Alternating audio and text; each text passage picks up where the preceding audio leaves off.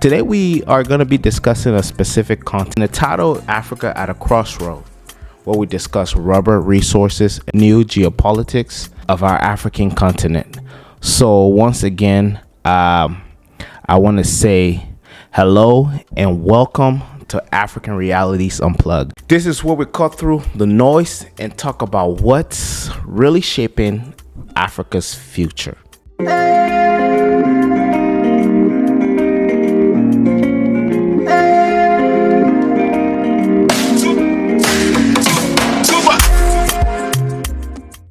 Believe it or not, today things are changing, and it's changing drastically in the global south. It's either you're going to be part of it or you're not going to be part of it. You're going to take opportunities or you're not going to take it. So today's episode dives deep into three powerful stories that's unfolding across the continent. But first, we want to take a deep dive at my country. Let's take a deep dive at Liberia's bold new rubber export ban and what it means for local and continental investors. Secondly, we're going to be discussing the dramatic geopolitical shift in Burkina Faso, Mali, and Niger. We'll step back to examine Africa's century-old struggle for real economic freedom. I've taken a dive with me actually, and let's figure out what's really shaping Africa freedom. We'll also take a closer look at Liberia's complex backstories and compare Africa's path with other nations in the global south that are racing ahead. Let's get started. So on August 1st, 2025, Liberia's President Joseph Nyeman Boyka signed Executive Order 151 banning the exports of unprocessed rubber. Could it be that the message could be no more giving away our raw material and that we should process it within the country? Is that the message? Like many other countries? So, even with this raw material export ban, there are still some supporters that argue against it and argue for it. And so let's look at some areas in which this export is going to help. So people are saying that this is going to create jobs, stimulate the industrial growth within Liberia, and also it keeps the value in Liberia's economy. On the flip side, we have critics, and those critics especially focusing on the smallholders farmer, and they're worried that this ban will disrupt the cash flow or will force them to sell domestic processor at lower prices, as well as potentially driving some out of business. There will be opportunities for African investors building local infrastructure to process those rubber. When it comes to forming farmers-owned cooperatives, also tapping into AFCFTA to expand intra-Africa exports, and that means trade. That's what AFCFTA is. That means tapping into export and trade across African countries and even international. Listen, so we have a tough question. Will the shift or this policy create a wave of African-owned manufacturing, or just hand more power to a few major players? Why is that important? Will this policy be put in the hands of small players like political leaders, business owners, entrepreneurs that have capitals? Because we know that I don't even believe there is middle class in Liberia. It's either you're wealthy or you're not. Or we can say, hey, this is a great opportunity because we have the infrastructure, manufacturing infrastructure. Would this create a level field for Africa to compete, for Liberia specifically to compete within West Africa? You remember, Liberia was the spot that everybody wanted to be at. Liberia was where the party was with all the superstars and all the A-listers. That's where Liberia was at one point, as we called it, the normal day, with Duker Palace Hotel being a staple landmark within Africa, Liberia being a lighthouse to the rest of the world, Liberia also being the first to sign that Asia be a state, Liberia ports and ship. So let's take a quick dive at the history of rubber in Liberia. Liberia's rubber story began in 1926 when the Liberian government leased over 1 million acres of land to Firestone Tire and Rubber. This is a company that is known around the world for rubber production for tires, and they leased that land just for 6 cents per acre. Can you believe that? 6 cents per acre? Now the question is, why would Liberia do that? According to research, Firestone needed rubber and Liberia needed investment. It seemed like nowadays Liberia always needing investment. But what followed became one of the most unbalanced contracts in Africa's history, let alone Liberia, Africa history. So for decades, Firestone controlled vast lands and labor. They paid minimum wage and minimum taxes to the Liberian government. Of course, with that kind of setup, the Liberian workers were underpaid and overworked. And you know what? The government earned very little from one of its most valuable exports. So even after independence, Liberia continued exporting raw materials and raw rubber, while others made tires, tubes, and profits. I mean, this was the golden age for Firestone. Cash were coming in back and forth. And now this leads me to another question, another tough question. Can Liberia finally break free? Can they finally break the 100 years of extraction? This is something that we need to consider going into the next level of, because I honestly wouldn't call it freedom. This is something that we need to consider, the next level of slavery, colonization. Even though Liberia history go deep to it not being colonized, but some way somehow Liberia's story is deep. It has some level of colonization because there was a tug of war, and we're gonna get in that a little bit. Could Liberia be the model? Maybe not, because as we see today, Africa is waking up. Africa is waking up, my people. They are waking up and they're seeing the blueprints.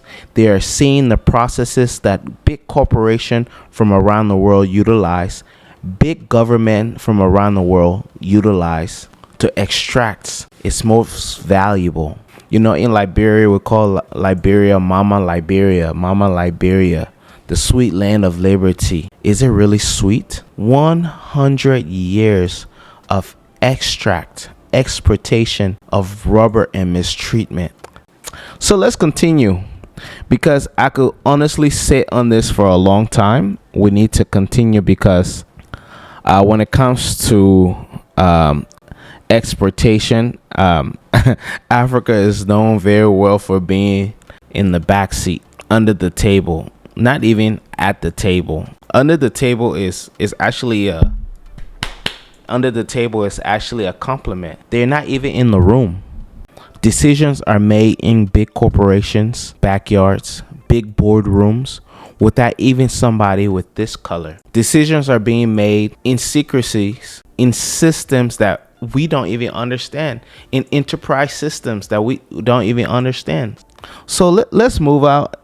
Because, you know, there's so much history to Africa. There's so much history to the rise and fall of Africa. There's so much history of trade.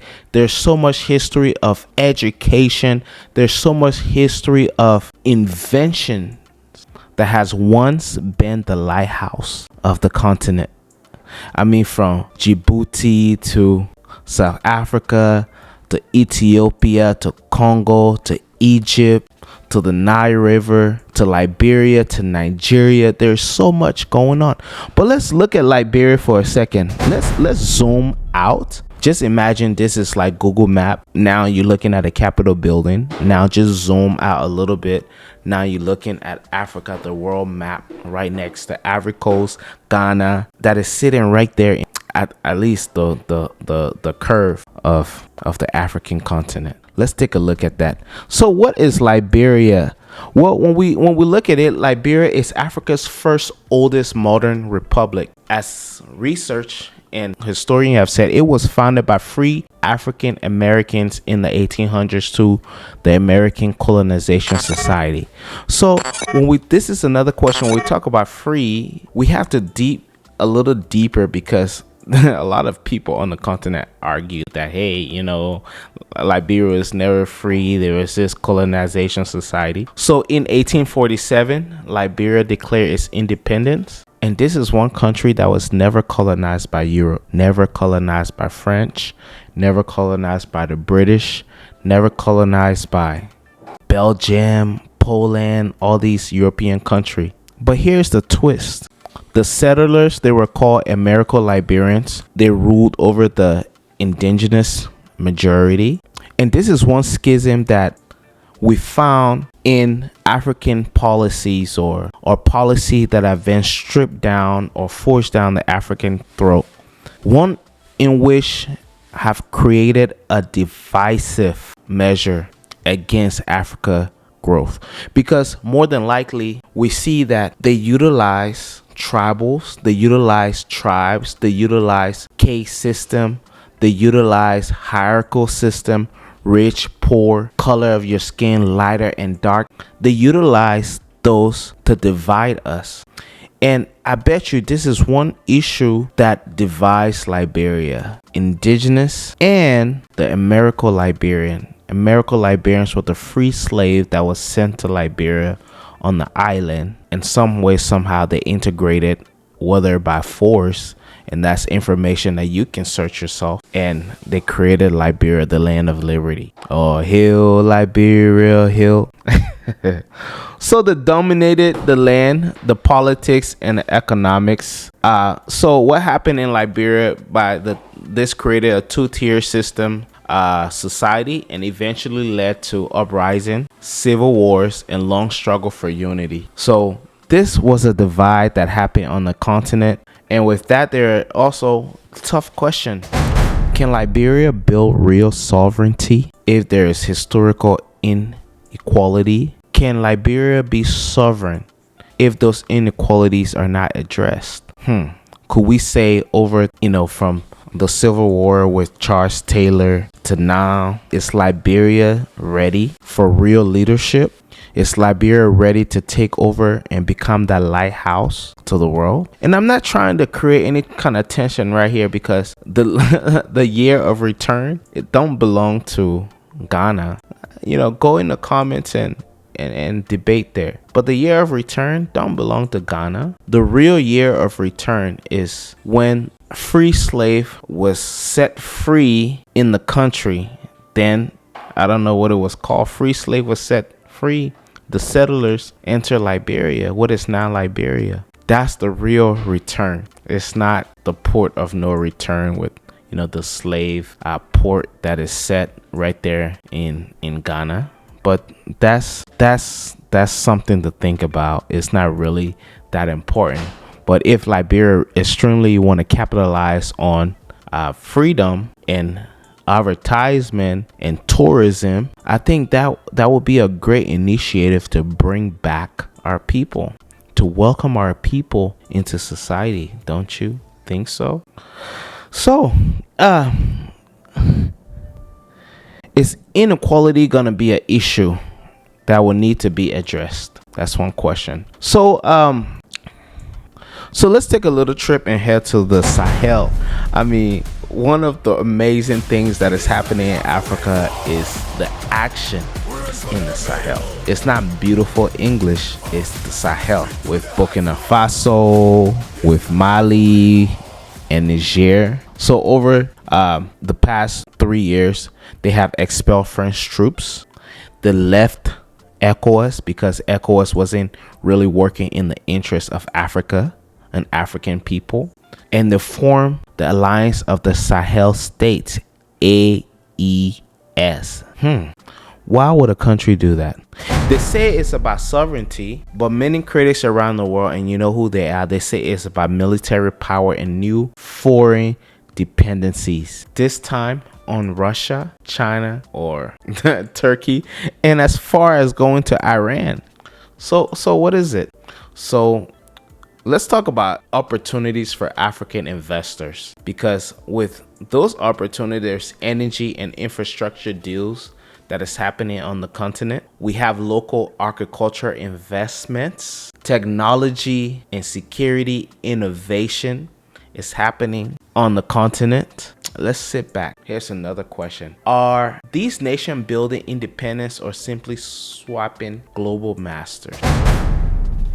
Are these nations creating independence or just swapping global masters? What do you think?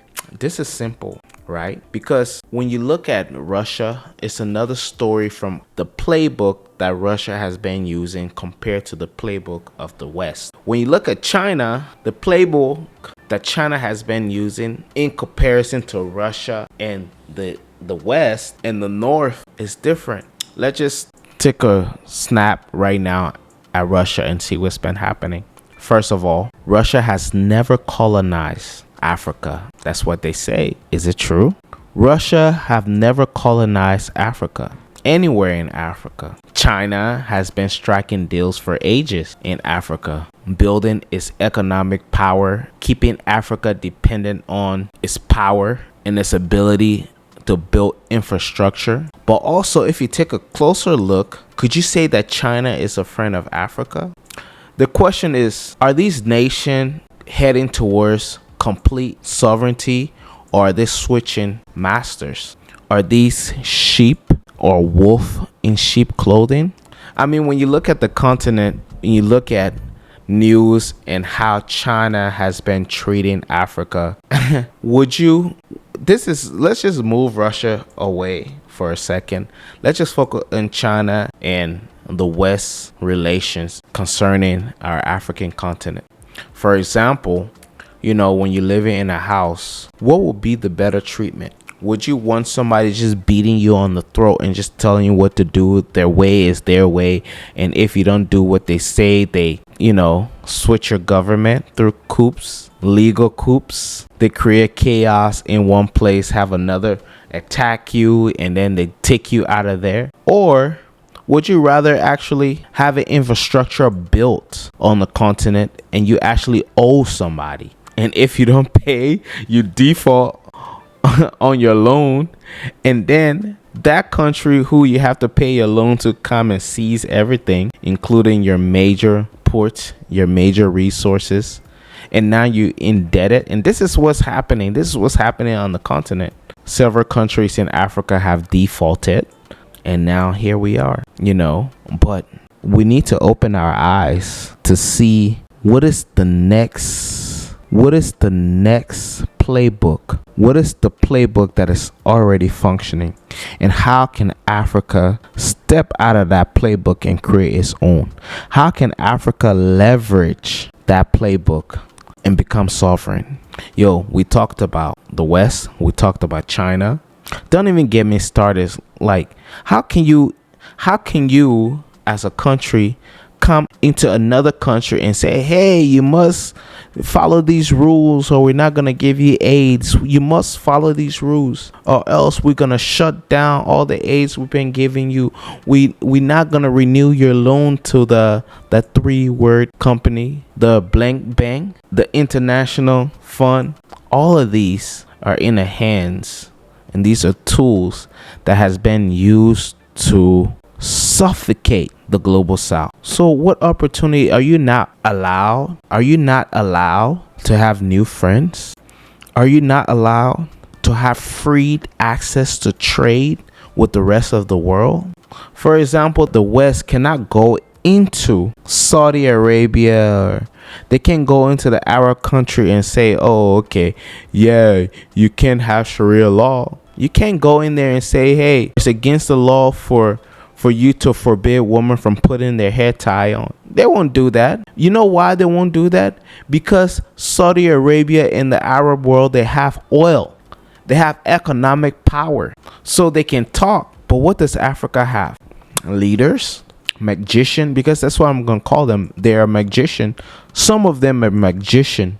They play tricks. They come in as sheep, but they are wolves. They come to steal, kill, and to destroy, not knowing they're destroying their own wealth. They take money and put it into these banks. And when they disappear and something happens, these banks are not able to give their money back. They take artifacts. They export our intellectual. They export our artifacts. They export our raw material. And then they package it and sell it back to us.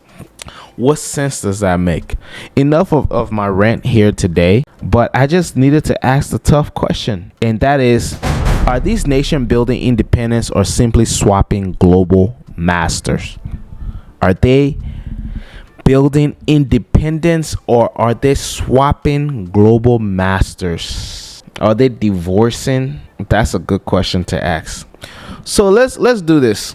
Right, let's compare Africa's path with other rising economics. For example, we have Vietnam, which moved from coffee farms to global electronics. We also have Brazil. Brazil built agribusiness empires. Indonesia banned raw nickel exports and built a domestic battery industry. And as far as Africa, we're still exporting raw cocoa, raw gold, raw rubber, while importing finished goods. You are the source, but yet you don't trust yourself. You are the source, but yet somebody come to take the laughter, to take the happiness out of you, and then they sell back to you happiness. To take your own money and resources, they milk it in the way of AIDS, AIDS, AIDS, back to you.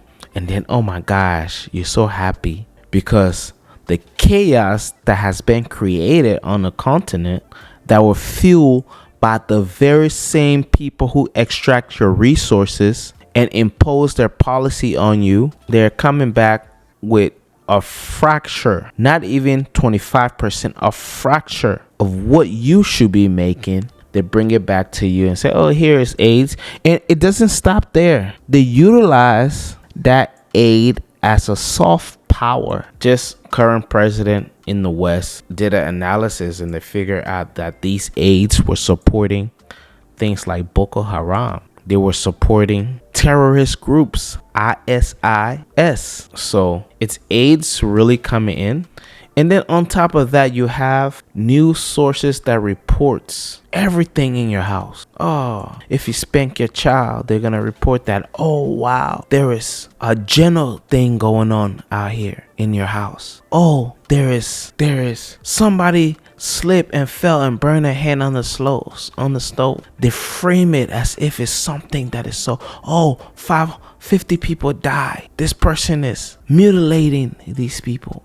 Guys, you gotta wake up, because less than 20% of Africa's raw material are processed on the continent. Less than 20% of Africa raw materials is processed on the continent. Do you know how big Africa is? Africa can fit the rest of the world in its continent.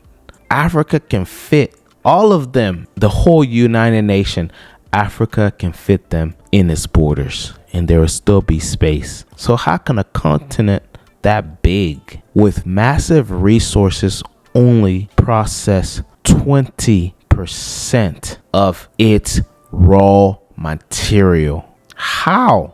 That baffles me. Doesn't it baffle you? Doesn't it, do you not wonder, why? Do you not wonder why? And this goes back to one of the tough questions earlier that I asked. Who's controlling it? Who's controlling it? Who's profiting from it? Like, for example, Niger, Burkina Faso, and Mali, we've realized that part of the raw material that was taken, the uranium, will go to France. They will process it and then sell it back to the country, sell it on the international market for 200% of that.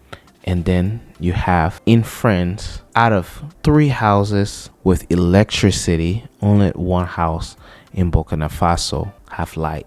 That's why this whole big deal had to happen, where they had to take over the freedom. The military had to take over. And look at Burkina Faso now. Just in the last 3 months, they went from one of the poorest country to having the most growth in such a short time. And that's why they had to leave ECOWAS, because when they decided that, we want to be sovereign, we want to take our freedom, and you saw people were excited that things are changing. Now you have ECOWAS, Papa Police, all the Papa Police, the military arm of ECOWAS saying, you have a D-date, we're going to attack you. We have the ECOWAS state blocking deals, sanctioning those countries, threatening those countries, even spying on those countries. So now the thing is ECOWAS really in the interest of West Africa? Yes, they've been effective into negotiating peace deal, sending army out of Nigeria to Liberia during Liberia's civil war. But the thing about this thing is that whoever has the most money, whoever has the most stake within the pie, is the one that makes the rules. So the question for ECOWAS is, who is funding you? Who's funding you? Who is the boss? Is it Liberia? Is it Nigeria? Who's the boss? Let's go back to the main reason that ECOWAS were formed in the first place. Let's take a look there. Then we can start to unravel as to why the AES had to separate itself. Okay, so it baffles me that less than 20% of African raw material are processed on the continent. And the question is, why do others leap forward while Africa stays stuck at the bottom of the value chain? Why do others leap forward while Africa stays stuck at the bottom of the value chain? So across Africa, from rubber plantation to military outpost, one question echoes: who controls Africa's wealth and who benefits? Who control Africa wealth and who benefits? As the late Kwame Nkrumah once said, political independence without economic independence is meaningless. It's meaningless is meaningless is meaningless. It don't mean anything. Independence without economic independence, you're free, but you don't have money. You're broke. Now you got to be asking everybody else. And that's exactly what has happened over the years. In 2025, maybe the script has flipped. Seek ye first economic kingdom. Seek ye first economic kingdom. Can Africa be truly free if it doesn't control its own value chain? Can African nation unite? Or will they continue to negotiate alone and losing together? Can we unite? Can we work together? Can we have one? Oh man, this is another topic too. Can we have one African Union? Just like ECOWAS. Is the African Union a toothless lion? Was the African Union created for Africa? So if the African Union was created for Africa, how come when there are wars going on in different countries, the African Union are not really, we don't see the effects. Economically, we don't come together to provide our own aids for our own people. Am I right or am I wrong? So today, whether you like it or not, Africa stands at a crossroad. We have to make a decision, guys. Africa stands at a crossroad. We can continue selling our raw wealth or start building finished power manufacturing plant on the continent. And it's happening. We stand at a crossroad, but not everybody are working together. So to all the investor leaders and every citizen listening today, the choice is ours. It's no one else. It's ours. And you know why it's ours? Because in this generation right now, the youth are standing up. We're making noise and we are demanding change on the continent. Africa youth and the generation that is getting ready, that is ready to build wealth and to raise families. We are tired. Liberia, you are tired. Maserado, Grand Jita, Bombing County, Nima County, you tired. Nevertheless, Monrovia, I know you guys are really, really tired because Marshall, you're tired. There's no more land over there. You're tired. You're tired, man. You're tired. I know you're tired because I know how it is to be in this country for so many years. You know, your parents come to this country. They suffer. They have to raise kids. They don't even spend time in the home. The little time that we have as parents to nurture, to develop, we at the job site, working hours.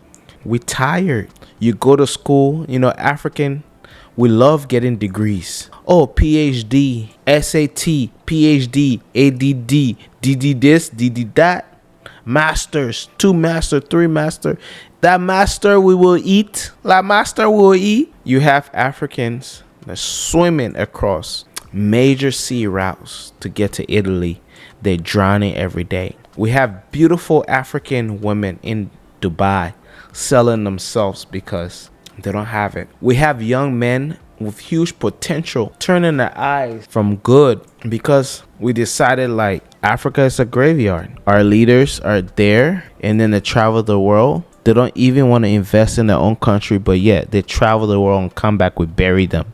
My people, what are we doing, man? Dang, what are we doing? Look, I could sit here and talk all day, man. This is just a level of passion because when I was young, the Civil War happened. I had to go to Ghana. I had to go to Ivory Coast. I had to go to different places. I've seen some things. I've seen suffering. I've seen people die right in front of my eyes. The things that are curable. Nevertheless, we can speak about Ebola, but people die because they don't have the proper resources.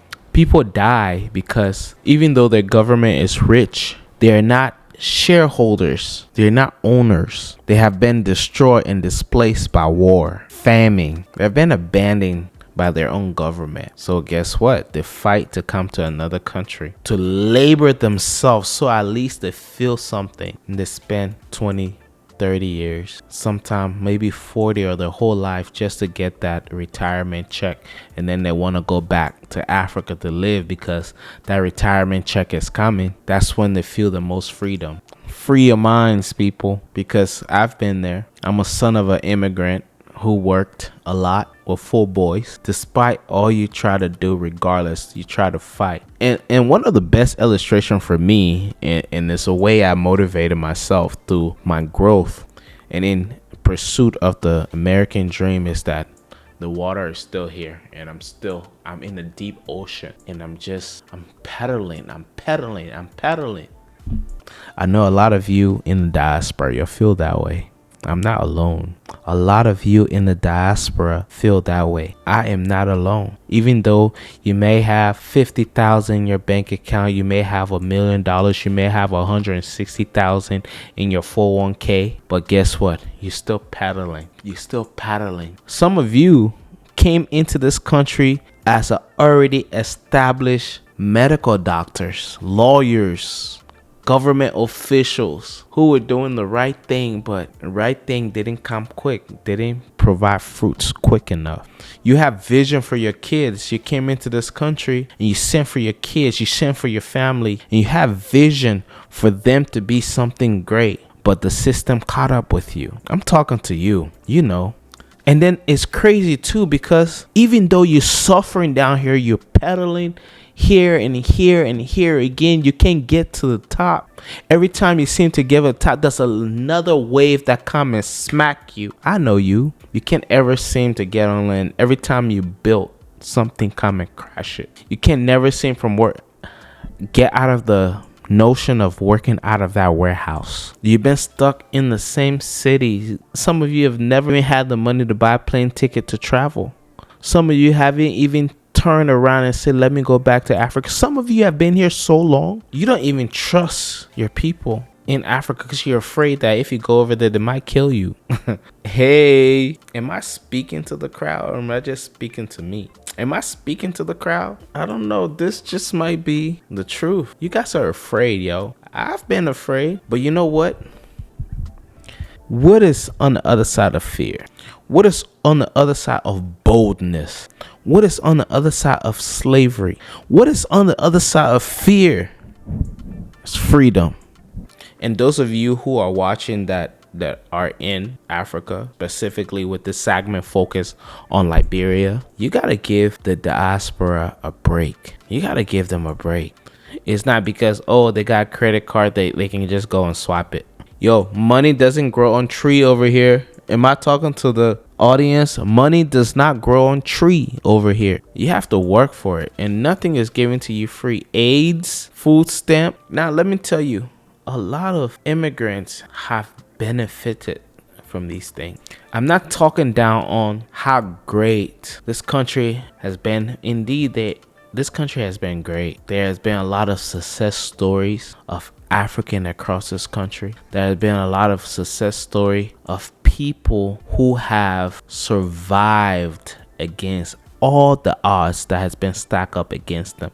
And then that just African alone. There's people from other country, other global south country. There are people who were or are from Europe. There are white Americans, European, Arabs, Chinese who have utilized their struggle to be a strength. So if you're sitting there in Liberia and just think, oh yeah, things is easy over here, it's not. Yo, there is baby mama drama, and some of y'all know that y'all got your boyfriend. You got multiple boyfriends. You got them in Australia. You got them in Ghana. You got them in Europe. You got them in China. And you got them in US. And they supporting sending you new iPhones, iPhone 16 Pro Maxes, 15 Pro Maxes, spending money on you to go to Dubai, taking vacation. Look, people work in this country. My dad, he worked. With 4 boys, he worked. Going to the job every day, not taking a day off. But yet, the system has a way of influencing your kids, your bottom line. Oh yeah, we want to watch the latest rap video. We want to wear the baggy pants. We want to braid our hair. Ain't nothing wrong with that. But when we start to disappear within our culture, that's when the situation starts to unfold. When we start to become something else that we're not, when we start to lose our own identity. Look, in as much as I want to say goodbye, listen, we have to find a way to integrate the diaspora with our people on the continent, because there's so much wealth, there's so much skills and abilities and opportunities for Africa to unite if we can just focus on uniting ourselves. How are we going to do it? First, we have to know who we are. We have to look at our histories. We have to look at things that have worked. Yo, I'm going to just cut it short. I want to say thank you. My name is Beche Koko. That's the name that I created that I felt like identified me more as a content creator. But you are under the umbrella of It Digital, which we try our best and do our best to find your it factor. And your it factor is that thing you do and no one has to pay you for it. It's a gift God give you. God himself can create wealth for you. It's that thing. And I'll tell you myself. And the way I found myself, my it factor is because I knew this because I used to break computers a lot. This umbrella is under It Digital. The goal is to establish your it factor, and we do our best to help that. And with this channel, we're going to be talking to different people across the continent in the diaspora. We're going to be sharing impactful stories so that you yourself can be impacted in a way. We're gonna look at how we can create value for our team, how we can create value on and off the continent. How can we tell the African story the African way, one story at a time, with the goal to impact many nations? Hey guys, I want to say thank you so much for tuning in today. I know it's very long, and I can't thank you enough, because if you made it through this video, then I know for sure that you got something great out of it. So I want to say thank you again. Thank you. You guys have been extremely great.